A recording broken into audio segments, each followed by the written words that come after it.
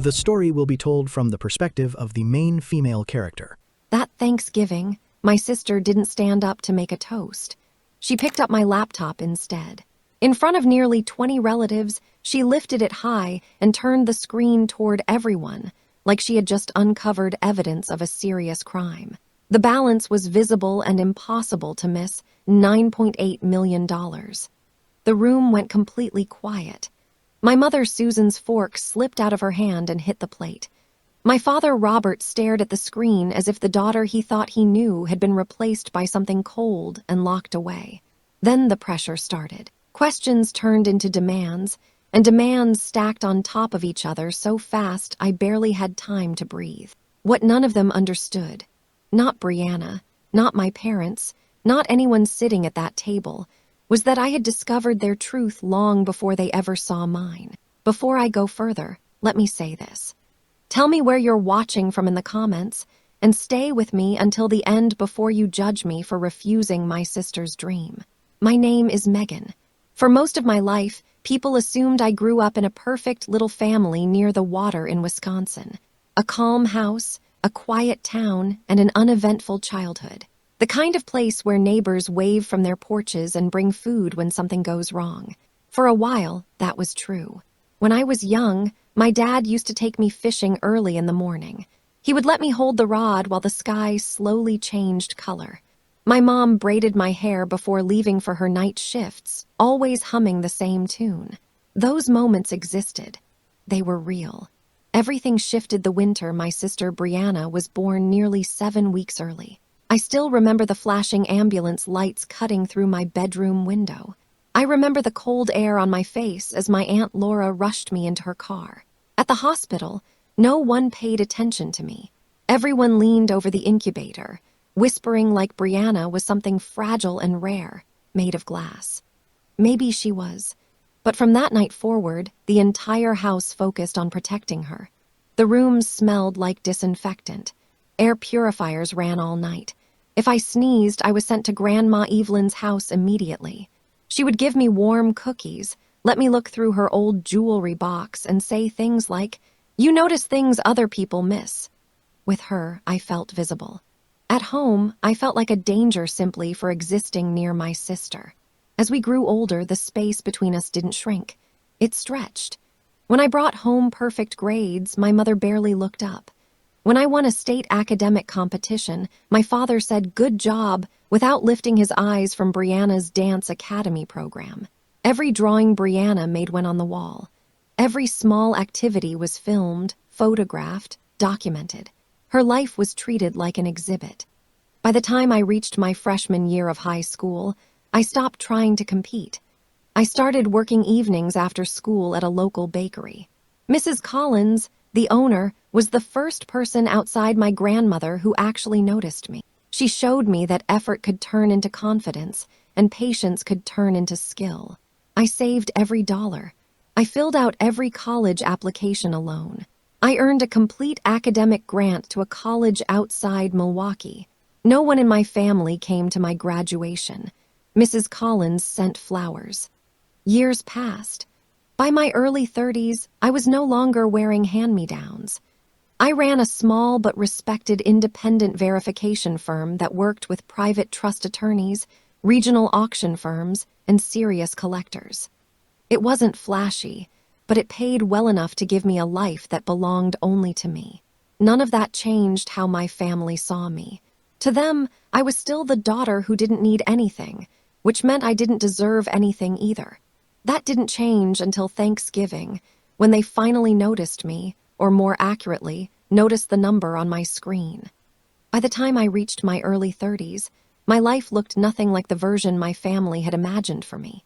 They still believed I worked some small side job dealing with vintage pieces, the kind of things people find in thrift shops. They never asked questions. They never wondered how I paid my bills or why I was constantly traveling for work. To them, Brianna remained the center of the household, the fragile miracle who always needed saving, year after year, major after major. By then, Brianna had already switched majors 3 times.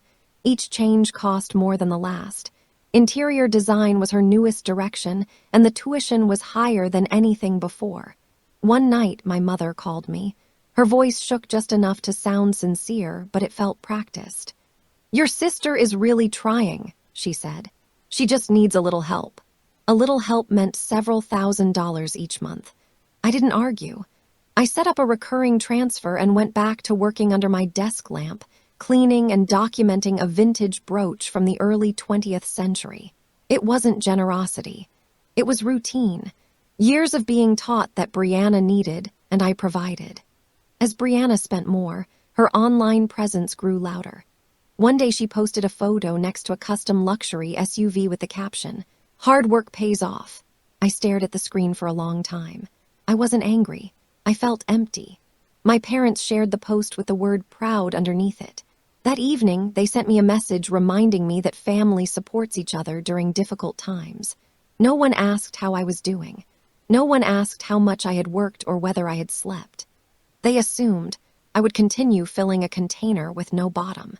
Then the comments started reaching me. People in town whispered that I still relied on my parents. Some said I should get a real job instead of chasing old objects. They didn't know those words came from Brianna herself. She told her boyfriend, Mark's friends, that our parents were helping me because I couldn't manage financially. One of those friends, a former client of mine, pulled me aside at an event and quietly said, "I didn't know things were hard for you right now." They weren't. But my family was deeply invested in the story where Brianna was the future and I was the burden. That story never changed. Every Sunday dinner followed the same pattern. I arrived calm and quiet. Brianna sat scrolling through her phone. My mother talked about her nonstop. My father nodded along like every small group project Brianna completed was a national achievement. When I mentioned advising a gallery or authenticating a private collection, they smiled politely and redirected the conversation back to Brianna's potential. Potential, that word explained everything. It was the excuse for every imbalance. Thanksgiving came again, just like always. I paid for everything. I hosted. I cooked or arranged catering or handled whatever made things smoother. But that year felt different. My mother kept saying, "Everyone's counting on you." When I asked who everyone was, my father avoided my eyes. Brianna smiled when she asked if I'd be setting the table like usual, speaking to me the way someone speaks to staff, not family. Something inside me tightened. On Thanksgiving morning, as I placed the last dish on the table, I realized that tension had finally snapped. The day began the same way it always did, with me handling every detail. I hired a premium catering company from Milwaukee, the same kind I used for private collector dinners. They arrived with polished trays, portable ovens, and a full tablescape setup that turned the dining room into something straight out of a magazine. No one asked how much it cost. No one offered help. It was simply assumed I would manage it, like always. My mother walked in, looked around, and said, "Good. At least this year it will look impressive for Brianna's boyfriend." She said it like the entire holiday existed for that reason alone. I kept my voice level. "It's just dinner, Mom." She waved her hand. "You know what I mean. Brianna deserves a nice evening." I didn't reply. I adjusted the silverware, straightened a charger plate, turned a candle slightly. Small actions that kept my hands steady while something deeper shifted. The air felt tense. I sensed Brianna watching me, waiting for an opening. I didn't wait long. Later, once everyone had arrived and settled in, I went upstairs to check a live auction overseas. My laptop filled with authentication notes, valuation data, and active contracts. That was my world, organized and precise. That's when Brianna suddenly walked in. Her perfume filled the doorway. "What are you doing?" she asked, but she wasn't looking at me. Her eyes were locked on the screen, on the number glowing in the corner. $9.8 million. Her face changed in seconds. Shock, calculation, then something cold. "Wow," she said quietly. "Does Mom know you've been hiding all of this?" I stood up, but she moved faster. She grabbed the laptop and held it like something she'd just claimed. "Brianna, stop," I said. My voice came out sharper than I meant it to. She smiled. "Relax. Let's show everyone how successful you really are." She didn't wait for my response. She turned and walked out, heels hitting the floor like a countdown. By the time I reached the dining room, she was already standing beside the table, my laptop raised in the air. "Everyone look at this," she announced. "Megan been keeping secrets." By the time I reached the dining room, my sister was already standing near the table, holding my laptop up for everyone to see. She spoke loudly, like she was doing the room a favor. "Everyone should look at this," she said. "There are things here you don't know about." The screen faced the table, the balance, the active contracts, the reports, all of it open and exposed. The silence that followed felt heavy and tight, like the air had been pulled out of the room. Someone dropped a spoon. Another person said my name quietly, like they were unsure who I was supposed to be now. My mother's eyes widened, not with pride, but with suspicion. My father leaned forward, jaw clenched, as if he had just uncovered proof of something unforgivable. My sister watched their reactions closely, smiling in a small, satisfied way, like she had finally corrected a mistake. I waited for someone to stop her. I waited for a voice to say this wasn't okay, that this wasn't her place. No one did. Not one person spoke up for me. That was when something shifted inside me. Not anger yet, just clarity. This wasn't an accident. It was a decision, and it wasn't only hers. For a few seconds, no one moved. The room felt suspended between shock and something darker. My sister still stood there, gripping my laptop like she had done something brave. My mother spoke first. Her voice shook in that familiar way she used when she wanted to sound hurt. "How could you keep this from us?" she asked. There was no congratulations, no pride, just accusation. My father leaned back and tapped his fingers on the table. That sound used to calm me when I was younger. Now it felt sharp. "When were you planning to tell us?" he said. "When were you going to step up for this family?" I stared at him. I had been stepping up for years. They just never counted it. Someone at the table let out a low whistle and commented on the number of zeros. My mother shot him a look, then turned back to me. "You've been letting us struggle," she said, "all while hiding this." I almost laughed, not because it was funny, but because it made no sense. "Hiding?" I said. "I've been sending money every month for nearly 3 years." The room went still again. My mother blinked. "Money?" she asked. "What money?" "The transfers," I said. "Every month, tuition, housing, everything." My sister's face flushed. "You're making it sound like I didn't need it." "You bought a custom luxury SUV," I said, my voice breaking. "You went on trips. You posted designer bags like they were nothing. And every month I was told you were barely getting by." "She was under stress," my mother snapped. "You know how fragile she is." I looked at her. "You asked me for thousands for her mental health, while she was buying jewelry and planning beach vacations." My father slammed his hand on the table. "Enough," he said. "We're not talking about her choices. We're talking about your responsibility." "My responsibility to what?" I asked. "Your expectations, her lifestyle." My mother shook her head slowly, like I was missing something obvious. "You have the means. Family shares. That's how it works. Your sister deserves a future." That sentence settled into place like the last piece of a puzzle. Her future. Not mine. Not the one I built alone, just hers. "And what about mine?" I asked quietly. She frowned. "You're fine. You've always been fine. You don't need anything." The words landed hard. I don't need anything. It was an easy belief, one that made it simple to take, to expect, to demand, without ever feeling guilty. My sister stepped forward, her voice tight and shaking with anger. "You owe me," she said. "I've been struggling while you kept all of this to yourself. You can't just let me fail." "Fail at what?" I asked. "You haven't stayed in a program long enough to finish a semester." Her lips trembled. "I'm trying to figure myself out." "On my money," I said quietly. Her expression hardened. "It's not just your money, it's family money." No one spoke after that. Even the catering staff in the kitchen went quiet, sensing they were standing too close to something they shouldn't hear. My father gestured toward the laptop. "If you had this kind of wealth, you should have told us. We could have planned. We could have guided you." Guided me? The same person who never asked what I wanted and skipped my graduation for a recital. Guided me toward what? I asked. Paying for her life. She has dreams, he said. She has potential. That word again, I straightened. And my work, my career, the company I built. My mother dismissed it with a small sound. It's just jewelry. Just jewelry. The work that paid for everything they were defending. Something inside me clicked.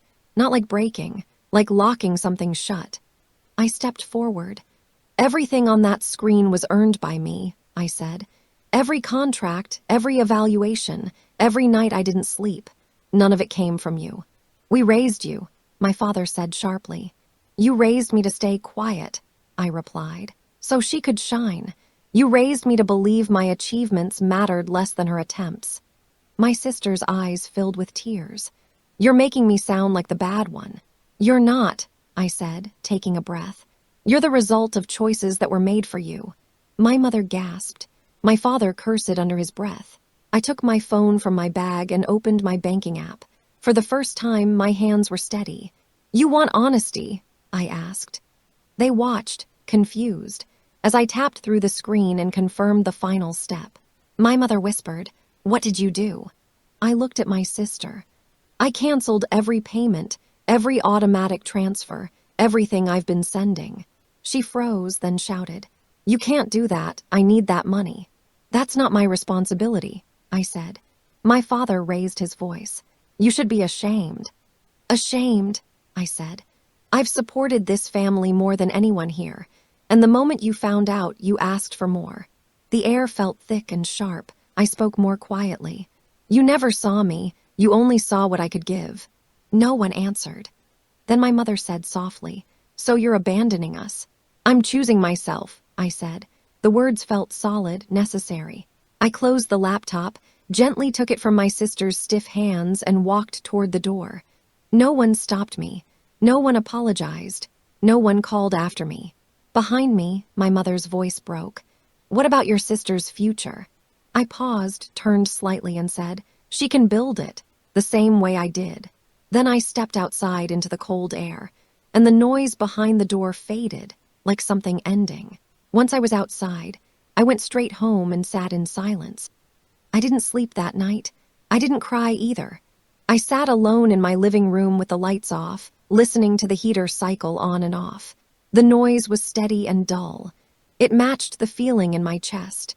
Not pain, not relief, just the weight of something I had finally put down after carrying it for too long. By morning, my phone wouldn't stop vibrating. Missed calls from my mother.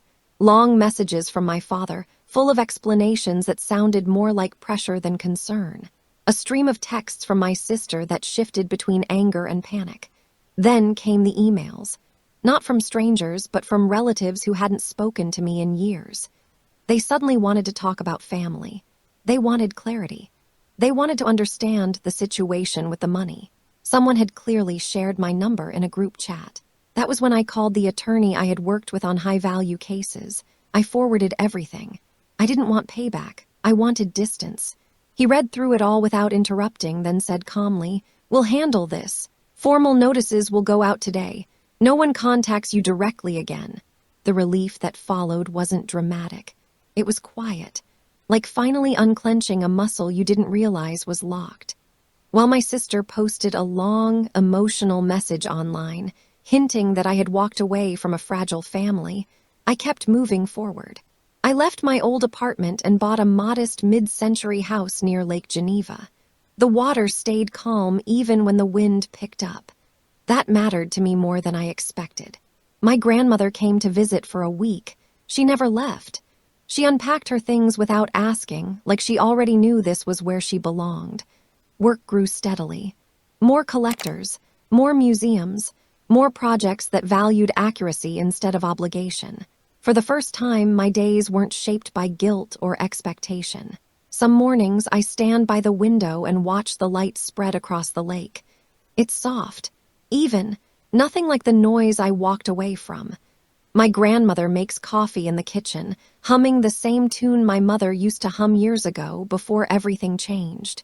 Here, it doesn't feel like a memory. It feels like repair. I learned something I wish I had understood earlier. Family isn't defined by shared blood. It's defined by respect. Love without respect isn't love. It's control dressed up as duty. And choosing yourself isn't betrayal. It's survival. My sister still posts vague messages. My parents still tell people I turned cold. Maybe they believe that. Maybe it's easier than facing what actually happened. I don't correct them because I don't need their version of me anymore.